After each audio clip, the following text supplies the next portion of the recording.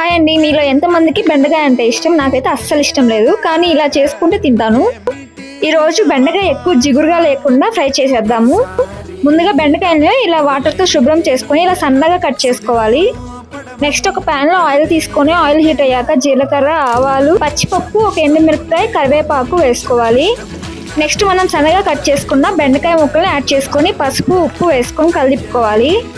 శుభ్రం చేసుకున్న 3 పచ్చిమిరకాయలు అలాగే పచ్చి కొబ్బరి ముక్కలు తీసుకొని ఇలా రోట్లో కచ్చా పచ్చిగా దంచుకోవాలి.